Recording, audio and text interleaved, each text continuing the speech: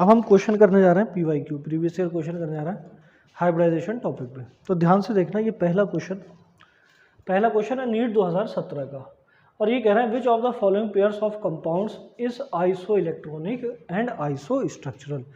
तो देखो यहाँ दो सवाल पूछे कि आइसो स्ट्रक्चरल भी होना चाहिए और आइसो इलेक्ट्रॉनिक भी होना चाहिए, ठीक है ना। आइसो स्ट्रक्चरल भी हो और आइसो इलेक्ट्रॉनिक भी हो। अब तुम अगर पहला ऑप्शन देखो तो यहाँ पर ये है टेल्यूरियम और ये होता है 6A ग्रुप का, और ये क्या है जीरोन, ये है 8th ग्रुप का या 18 ग्रुप बोलो। तो ये आइसो इलेक्ट्रॉनिक तो हो ही नहीं सकता, आइसो इलेक्ट्रॉनिक हो ही नहीं सकता। यहाँ पर वैलेंस शेल में कितने इलेक्ट्रॉन होंगे 6, यहाँ पर कितने होंगे 8 होंगे, तो ये आइसो इलेक्ट्रॉनिक तो है नहीं। सवाल में तुमसे पूछा है आइसो इलेक्ट्रॉनिक भी होना चाहिए और आइसो स्ट्रक्चरल भी होना चाहिए। अब इनका तुम आइसो स्ट्रक्चरल के लिए चेक कर सकते हो। देखो TeI2 था ना,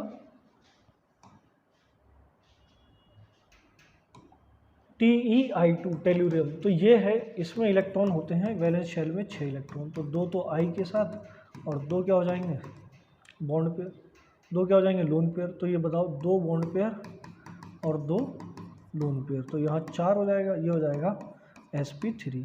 अब sp3 2 लोन पेयर पे स्ट्रक्चर क्या होता है, शेप कैसा होता है मुझे बताओ, एंगुलर होगा। और इसके साथ तो XeFe को ले लो,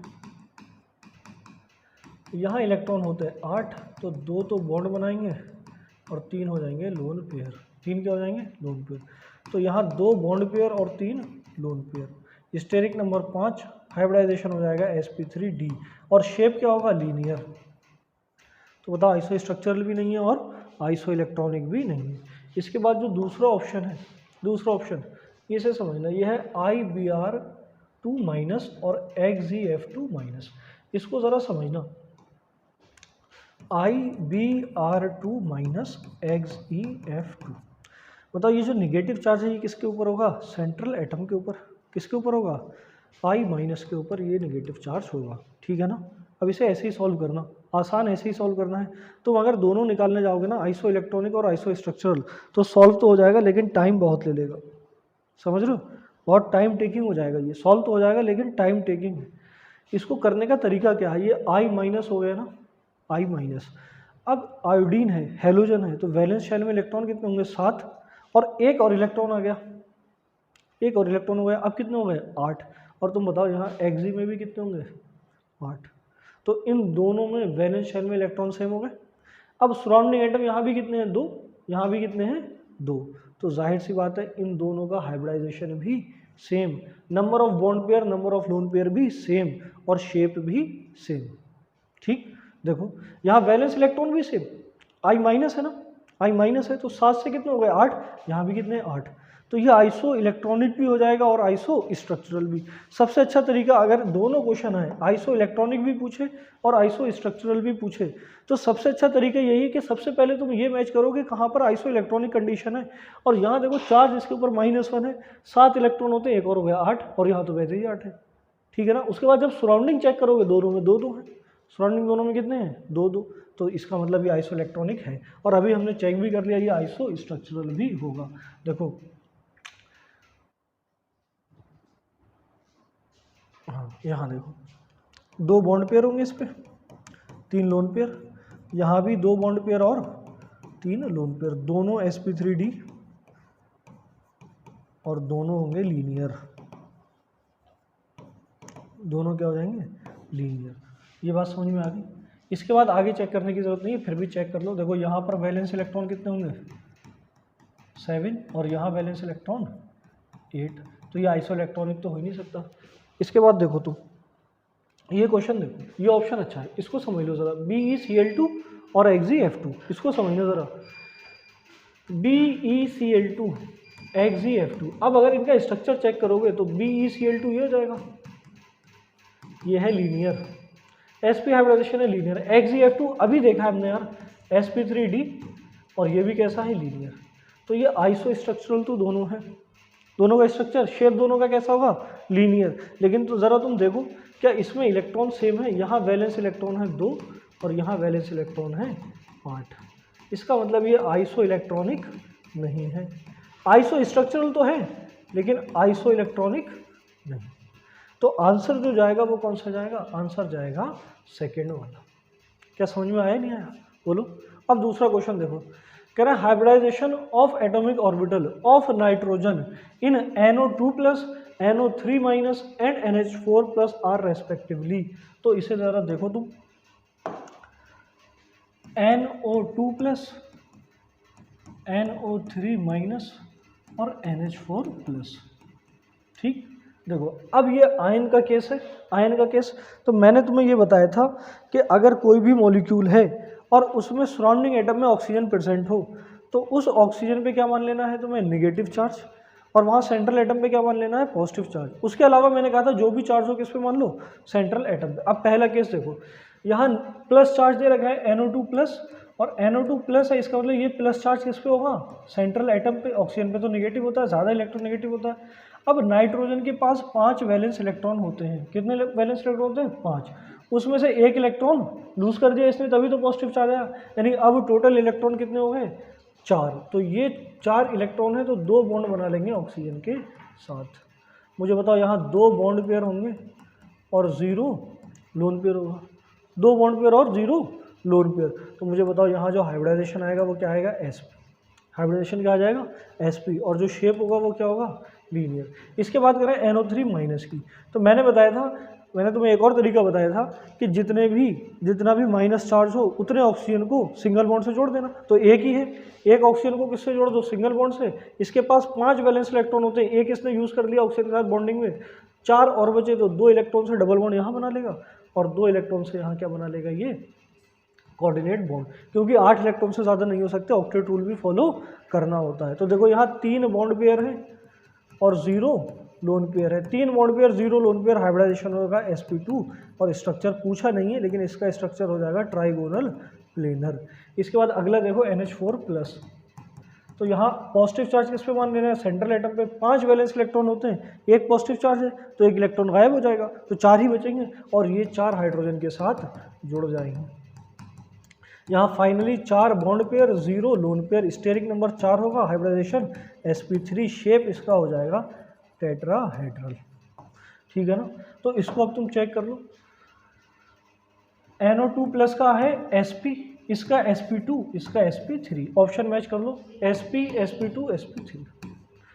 इसके बाद अगला क्वेश्चन देखो, which of the following pair of ions is isoelectronic and isostructural? NEET 2016 का बिल्कुल सेम पहले जैसा क्वेश्चन है। आइसो इलेक्ट्रॉनिक पूछा है और आइसो स्ट्रक्चरल। तो सबसे पहला ज़्यादा बेहतर तरीका ये है कि पहले तुम आइसो इलेक्ट्रॉनिक चेक कर लो। इस टाइप का जब भी क्वेश्चन आए तो पहले आइसो इलेक्ट्रॉनिक चेक कर लो। आइसो इलेक्ट्रॉनिक चेक करना ज़्यादा आसान है, बजाय इसके कि तुम सबके स्ट्रक्चर बनाओ, सबका हाइब्रिडाइजेशन निकालो, फिर स्ट्रक्चर बताओ, वो ज़्यादा कठिन है। इससे बेहतर ये है कि तुम पहले क्या चेक कर लो कि आइसो इलेक्ट्रॉनिक है या नहीं है। अब ध्यान से देखना, यहाँ पर देखो इस कार्बन के ऊपर चार्ज कितना है? 2-। ठीक है ना? तो यहाँ इलेक्ट्रॉन कितने हो जाएंगे? कार्बन के पास वैलेंस इलेक्ट्रॉन होते हैं 4, 2 और ऐड कर दो, कितने हो जाएंगे? 6। यहाँ नाइट्रोजन पे देखो तुम, यहाँ वैलेंस इलेक्ट्रॉन कितने होते हैं? 5, एक इलेक्ट्रॉन और ऐड कर दो तो कितने हो जाएंगे? 6। तो दोनों जगह इलेक्ट्रॉन 6। अच्छा ये O3 सेम, तो ये इसका मतलब ये क्लियर है कि ये आइसो इलेक्ट्रॉनिक तो है। ये तो क्लियर हो गई बात कि ये आइसो इलेक्ट्रॉनिक है। अब आइसो स्ट्रक्चरल है या नहीं वो हम चेक कर लेंगे अभी। यहाँ देखो ये क्लोरीन है और ये कार्बन है, तो अगर ये 2 इलेक्ट्रॉन ले भी लेगा तब भी इसके पास कितने हो जाएंगे? 6। और ये क्लोरीन है, इसके ऊपर एक माइनस चार्ज है, तो इसके पास कितने हो जाएंगे? 8। इसका मतलब ये कभी भी आइसो इलेक्ट्रॉनिक नहीं हो सकता। ये बात तय हो गई कि ये आइसो इलेक्ट्रॉनिक तो नहीं हो सकता। इसके बाद इसे चेक करो ज़रा, ये सल्फर है, ये नाइट्रोजन है। भाई ये सेकंड पीरियड का, ये थर्ड पीरियड का, आइसो इलेक्ट्रॉनिक तो हो ही नहीं सकते। एक सेकंड पीरियड का है, एक थर्ड पीरियड का है, तो ये आइसो इलेक्ट्रॉनिक कहाँ हो सकते हैं? हो ही नहीं सकते। इसका मतलब ये आइसो इलेक्ट्रॉनिक तो नहीं है। ये बात क्लियर हो गई कि ये भी आइसो इलेक्ट्रॉनिक नहीं। इसके बाद इसको चेक करो सर, यहाँ तुम्हें आइसो इलेक्ट्रॉनिक साफ साफ दिख सकते हैं। देखो क्लोरीन है थर्ड पीरियड का, सल्फर भी है थर्ड पीरियड का, दोनों थर्ड पीरियड के। अब इसके ऊपर एक माइनस है, एक निगेटिव चार्ज है, इसका मतलब 7 इलेक्ट्रॉन थे, एक और बढ़ गए, कितने हो गए? 8। सल्फर थर्ड पीरियड का है। अब इसके ऊपर देखो, यहाँ वैलेंस इलेक्ट्रॉन कितने होते हैं? 6। चार्ज कितना है? 2 माइनस का, तो यहाँ भी इलेक्ट्रॉन कितने हो जाएंगे? 8। बाकी O3 दोनों में कॉमन, दोनों में O3 क्या है? कॉमन। तो मुझे बताओ ये भी आइसो इलेक्ट्रॉनिक है नहीं है? है। अब इससे क्लियर पता ये चला कि ये दोनों तो आंसर नहीं हो सकते। हम इन्हें चेक कर लेते हैं। तो देख लो, इन्हें चेक करो जरा। मैंने कहा था जितना भी निगेटिव चार्ज हो उतने ऑक्सीजन जोड़ दो सिंगल बॉन्ड से, बाकी किससे जोड़ दो, डबल बॉन्ड से। तो कार्बन के पास 4 होते हैं वैलेंस इलेक्ट्रॉन, तो देखो 1 2 और 2 यहाँ यूज़ कर लिए। अब इसके में बताओ 3 बॉन्ड पेयर है, 3 बॉन्ड पेयर है, 0 लोन पेयर है। तो यहाँ पर जो हाइब्रिडाइजेशन आएगा वो आएगा sp2 और शेप आ जाएगा ट्राइगोनल प्लेनर। इसी तरीके से NO3 का भी निकाल लो, एक को जोड़ दो सिंगल बॉन्ड से, बाकी को डबल बॉन्ड से। तो देखो यहाँ भी 3 बॉन्ड पेयर है, sp2 ट्राइगोनल प्लेनर। इसका मतलब ये तो आंसर मैच कर रहा है। यहाँ नंबर ऑफ इलेक्ट्रॉन भी सेम है, यानी आइसो इलेक्ट्रॉनिक भी है और आइसो स्ट्रक्चरल भी है। लेकिन देखो आइसो इलेक्ट्रॉनिक तो ये भी आया ना, एक बार इसे भी चेक कर लो। तो देखो ClO3, एक ऑक्सीजन किससे जोड़ दो, सिंगल बॉन्ड से, बाकी जो 2 बचे उन्हें किससे जोड़ दो। अब इसके पास देखो 2 2 4 और 5 इलेक्ट्रॉन यूज हो गए, अभी भी 2 इलेक्ट्रॉन बचे, एक लोन पेयर हो गया। ऐसे ही इसे देखो, यहाँ पर तुम 2 ऑक्सीजन तो किससे जोड़ दो, सिंगल बॉन्ड से, और 2 ऑक्सीजन को किससे जोड़ दो, एक ऑक्सीजन को किससे जोड़ दो, डबल बॉन्ड से। लेकिन देखो हाइपर ऑक्टेट हो जाएगा, इसीलिए यहाँ बना दो कोऑर्डिनेट बॉन्ड। और यहाँ अभी भी एक लोन पेयर है, बोलो है नहीं है। 6 इलेक्ट्रॉन होते हैं ना, तुमने 1 2 और 2 4 इलेक्ट्रॉन यूज कर लिए, अभी भी एक लोन पेयर बचा। तो इन दोनों में देखो 3 बॉन्ड पेयर और एक लोन पेयर है, यानी sp3 होगा। यहाँ भी 3 बॉन्ड पेयर और एक लोन पेयर है, ये भी क्या होगा, sp3। और इसका स्ट्रक्चर देखोगे, ये भी पिरामिडल और ये भी पिरामिडल, तो दोनों पिरामिडल है। अब यहाँ पर देखना, ये क्वेश्चन आया था तो ये क्वेश्चन गलत था। गलत का मतलब ये है कि यहाँ 2 ऑप्शन सही थे, पहला भी सही है और चौथा भी सही है। तो ये क्वेश्चन कॉमन हो गया था, 16 में आया था, 2016 में क्वेश्चन कॉमन कर दिया था, क्योंकि इसमें दोनों ऑप्शन सही हैं। देखो ये भी सही है और ये भी सही है, इनको तुम मैच करोगे तो इनका आंसर सेम नहीं होगा, ठीक है ना। अब इसके बाद हम आगे चलते हैं। इसके बाद अगला क्वेश्चन है, नीट 2016 का ही है, वो पूछा है correct geometry and hybridization for Xg(F4)R। तो निकाल लो। देखो Xg है तो इसके पास वैलेंस इलेक्ट्रॉन होंगे 8, 18 ग्रुप का है, 8 वैलेंस इलेक्ट्रॉन होंगे, तो 4 इलेक्ट्रॉन तो बॉन्ड बनाएंगे फ्लोरीन के साथ और 2 क्या बचेंगे, लोन पेयर। तो मुझे बताओ यहाँ हाइब्रिडाइजेशन क्या हो जाएगा, 4 bond pair 2 lone pair, steric number 6, hybridization होगा sp3d2। और तुम याद करो जरा, ये Xg है तो यहाँ तो 4 क्या लगेंगे, फ्लोरीन, और यहाँ भी लोन पेयर और यहाँ भी लोन पेयर। मुझे बताओ इन लोन पेयर को तुम स्ट्रक्चर में काउंट नहीं करोगे तो ये जो स्ट्रक्चर आएगा ये आएगा स्क्वायर प्लेनर। बोलो हाइब्रिडाइजेशन sp3d2 और स्ट्रक्चर हो जाएगा स्क्वायर प्लेनर। तो 4th ऑप्शन सही है। अगला क्वेश्चन देखो, among the following which one is a wrong statement. अच्छा देखो, अभी मैंने पी पाई डी पाई पढ़ाया नहीं है, तो ये क्वेश्चन मैं बाद में कराऊंगा तुम्हें, अभी ये मैंने पढ़ाया ही नहीं है, ये बाद में कराऊंगा। इसके बाद अगले क्वेश्चन पे आ जाओ, कह रहे हैं in which of the following pair both the species are not iso structural. कौन सी 2 स्पीशीज आइसो स्ट्रक्चरल नहीं है। तो तुम देखो जरा, हम लास्ट से शुरू करते हैं। देखो SiCl4 है और PCl4+ है। अब इस क्वेश्चन को बड़ा ध्यान से करने का होता है। देखना भाई, ये 14th ग्रुप का है, ये 15th ग्रुप का है, सेंट्रल एटम यहाँ Si और फॉस्फोरस। तो तुम मुझे बताओ, अगर ये 14 ग्रुप का है या 4th ग्रुप का है तो यहाँ वैलेंस इलेक्ट्रॉन कितने होंगे, 4, और यहाँ वैलेंस इलेक्ट्रॉन कितने होंगे, 5। कितने होने चाहिए, लेकिन पॉजिटिव चार्ज है ना, और ये पॉजिटिव चार्ज किस पे होगा, सेंट्रल एटम पे। इसका मतलब 5 इसके पास वैलेंस इलेक्ट्रॉन थे, एक इलेक्ट्रॉन लूज कर दिया, कितने बचे, 4। तो इस क्वेश्चन को सॉल्व नहीं करना होता है वैसे कि बनाने लगे स्ट्रक्चर बनाने बैठ गए, वैसे सॉल्व नहीं करना होता है। पहले थोड़ा कॉमन सेंस लगाया करो। यहाँ भी कितने बचे, 4, यहाँ भी कितने बचे, 4। अब देखो सराउंडिंग एटम यहाँ भी कितने हैं, 4, यहाँ भी कितने हैं, 4। तो हाइब्रिडाइजेशन सेम होगा। और अगर हाइब्रिडाइजेशन सेम है, हाइब्रिडाइजेशन अगर सेम है, कोई भी लोन पेयर नहीं है, 2 मॉलिक्यूल है जिनमें हाइब्रिडाइजेशन सेम है और दोनों में कोई लोन पेयर नहीं है, तो स्ट्रक्चर भी सेम होगा। सही है ना। अब तुम इसे चाहो तो सॉल्व करके देख लो, SiCl4 को सॉल्व कर लो, ऐसे तो आएगा, 4 बनाएगा यहाँ, और यहाँ देखो यहाँ भी 4 बनेंगे। तो इन दोनों में जो हाइब्रिडाइजेशन होगा sp3 होगा, और इन दोनों का जो शेप होगा टेट्राहेड्रल होगा। तुमसे पूछा क्या है, नॉट आइसो स्ट्रक्चरल। ये नहीं पूछा है कौन आइसो स्ट्रक्चरल है, ये पूछा है कौन सा आइसो स्ट्रक्चरल नहीं है। तो भाई ये दोनों तो आइसो स्ट्रक्चरल है, मतलब ये तो आंसर नहीं हो सकता। अब इसके बाद सी वाला चेक करो। देखो यहाँ Xgf4 और Xco4 है, तो यहाँ देख के कंफ्यूज हो सकते हैं कि यार ये भी चार, देखो दोनों में सेंट्रल एटम एक्सी है, दोनों में सेंट्रल एटम क्या है, एक्सी, यानी वैलेंस इलेक्ट्रॉन 8 है, और कहना दोनों में सराउंडिंग एटम भी 4 है। तो अगर सराउंडिंग एटम 4 है दोनों में, इसका मतलब इनका हाइब्रिडाइजेशन भी सेम होना चाहिए, और हाइब्रिडाइजेशन में बॉन्ड पेयर लोन पेयर भी सेम होना चाहिए। लेकिन ऐसा नहीं है, क्यों? यहाँ तो तुम देखो क्या है, फ्लोरीन, और यहाँ क्या है, ऑक्सीजन।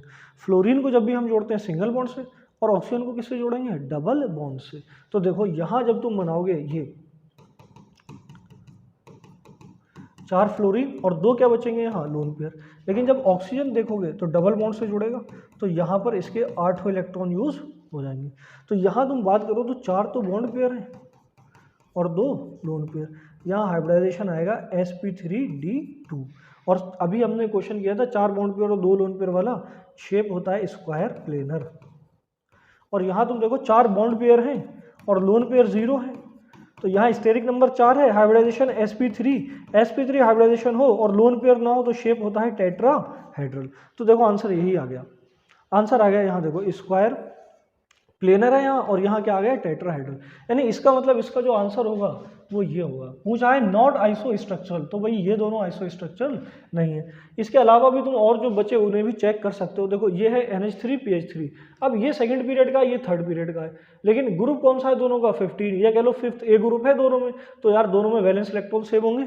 और यहाँ देखो H3 और H3 है, दोनों में क्या है, सराउंडिंग एटम भी क्या है, सेम है, सराउंडिंग एटम भी क्या है, सेम। इसका मतलब हाइब्रिडाइजेशन भी सेम होगा और स्ट्रक्चर भी सेम होगा। अब देखो ये तुमने अभी नहीं पढ़ा है, ये हम पढ़ेंगे जब पढ़ेंगे हम कार्बन फैमिली, डायमंड और सिलिकॉन कार्बाइड। मैं अभी तुम्हें बता देता हूँ, याद कर लेना। डायमंड का हाइब्रिडाइजेशन होगा sp3 और सिलिकॉन कार्बाइड का भी होगा sp3, और इन दोनों का जो स्ट्रक्चर होगा वो टेट्राहेड्रल होगा, यानी ये दोनों भी क्या होंगे, आइसो स्ट्रक्चरल। बाकी इनकी डिटेल पढ़ेंगे हम जब 4th ग्रुप पढ़ेंगे या हम पढ़ेंगे कार्बन फैमिली। अब जो अगला क्वेश्चन है वो है maximum bond angle at nitrogen. ये अभी मैंने तुम्हें पढ़ाया नहीं है बॉन्ड एंगल, हम हाइब्रिडाइजेशन के बाद बॉन्ड एंगल ही पढ़ेंगे, तो उसमें समझाऊंगा मैं तुम्हें इसके बारे में। अब इसके बाद जो अगला क्वेश्चन है नीट 2014 का, और इस क्वेश्चन में उन्होंने पूछा है विच of the species has planar triangular shape, किसका ट्राइंगुलर प्लेनर शेप होगा। तो चलो जरा शुरू करते हैं लास्ट से।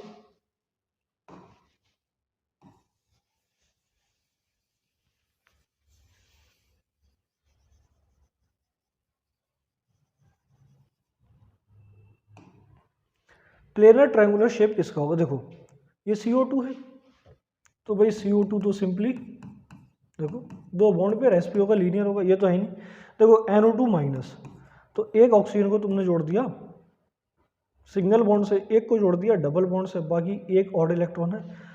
सराउंडिंग एटम की इलेक्ट्रोनेगेटिविटी सेंट्रल एटम से ज़्यादा है, इसका मतलब ये जो ऑड इलेक्ट्रॉन है हाइब्रिडाइजेशन में काउंट होगा, तो इसकी हाइब्रिडाइजेशन हो जाएगी sp2। अब याद रखना sp2 विद 0 लोन पेयर अगर हो तो ट्रायंगुलर प्लेनर होगा, लेकिन यहाँ पर एक लोन पेयर है, यहाँ शेप हो जाएगा एंगुलर।